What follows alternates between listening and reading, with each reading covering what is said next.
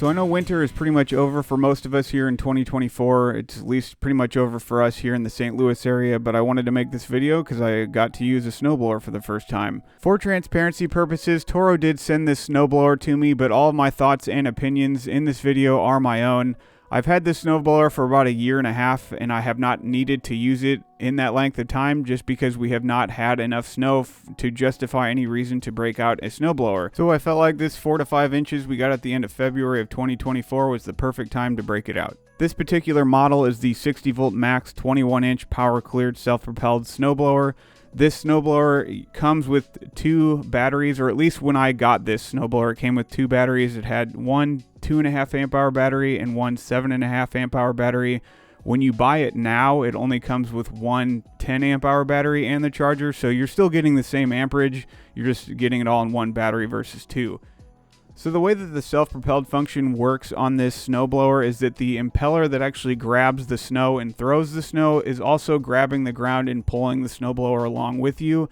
I found this to be pretty helpful, but I also know that that's just probably additional wear being put on that part, and maybe it's something that's going to have to be changed more frequent. It seems like it'd be more helpful if the rear wheels were driven in some form or fashion. I think that's how some snowblowers are that have pneumatic tires, or some of them actually have tracks on them that are used to propel the snowblower forward. I don't know. For all those people that actually use snowblowers for a living, you let me know. Does this seem like an efficient design or not? I wasn't sure. It's just something I wanted to note.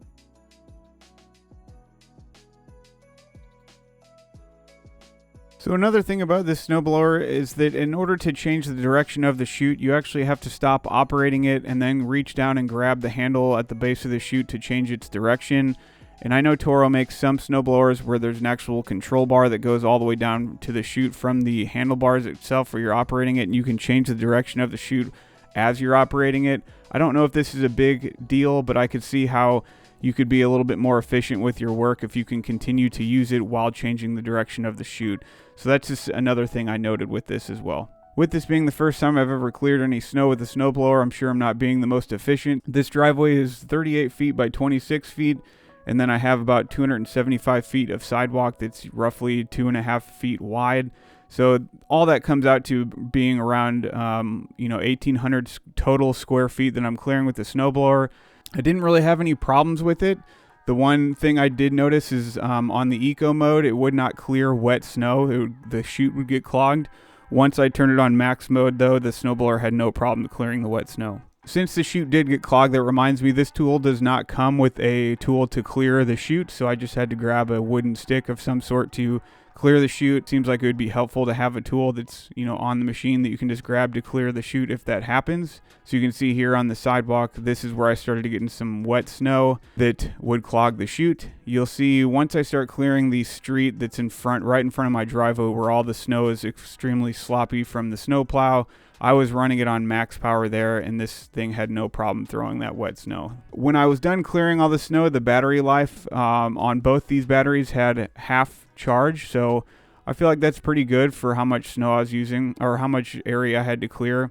But this took me about 15, maybe 20 minutes to clear all the snow in my driveway and all the sidewalks I did. So all in all, I think this seems to be like a good snowblower. I have no reference though, just because I've never used a snowblower before. For those of you who do use a snowblower and are in the market for one, I hope you maybe found this video helpful in your quest of finding the appropriate snowblower for your situation.